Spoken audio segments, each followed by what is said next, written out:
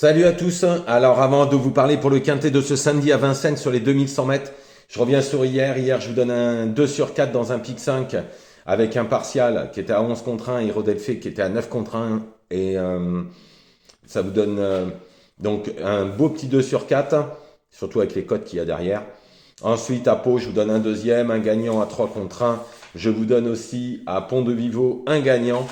Et je vous donne le tiercé, le quarté et le quintet avec des rapports très très corrects puisque le tiercé fait 75 euros, le quarté 175 et le quintet 130.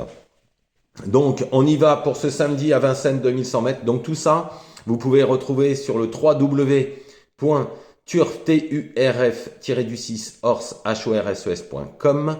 1 euro par jour, 30 euros par mois. On n'a pas augmenté les prix pour 2025, je suis toujours à 1 euro par jour.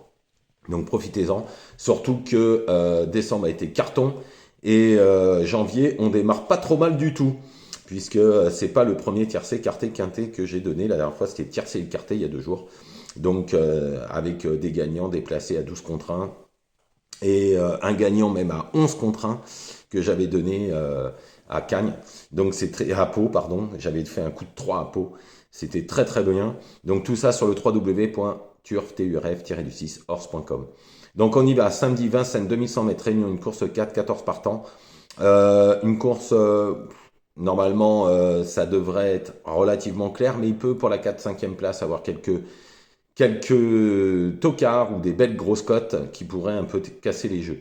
En tous les cas, en première position, j'ai mis le 14 Galion. Il fait sa rentrée, mais c'est un très bon cheval, attention.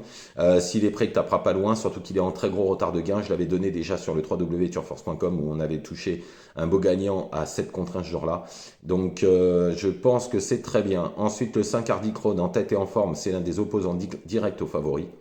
Ensuite, le 2 Hoche, qui sera sûrement favori. Tout dépendra s'il bouge pas d'une oreille. S'il bouge pas, il sera dans les 3. Sinon, il pourra se mettre à la faute. Mais à part sa dernière course où il s'était mis à la faute, toutes les autres sont bonnes.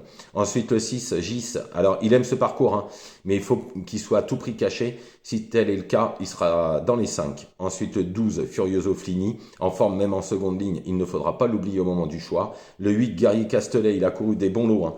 En première ligne, c'est une bonne chance pour les places. Ensuite, le 7, Hello Panam.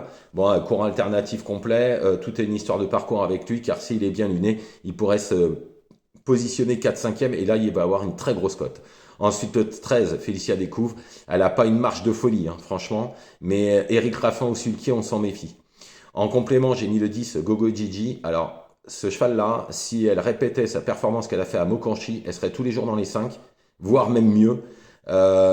Problématique, c'est que la dernière fois, ça a été très décevant. Donc je récapitule, le 14 Galion, le 5 Hardy Crown, le 2 Hoche, le 6 Gis, le 12 Furioso Flini, le 8 Guerrier Castellet, le 7 Hello Panam, le 13 Félicia Découvre et en complément le 10 Gogo Gigi. Voilà, je vous remercie, je vous souhaite une excellente journée, ne faites pas n'importe quoi. Je vous retrouve demain bien évidemment pour les courses de dimanche. Allez sur le www.turf-du6horse.com et 1 euro par jour, 30 euros par mois pour avoir les 2 pics 5, le quintet, les infos de l'intérieur que j'ai en général, les 8 chevaux du jour, le coup sûr, le coup de poker et le tocard du jour. Bonne journée à tous.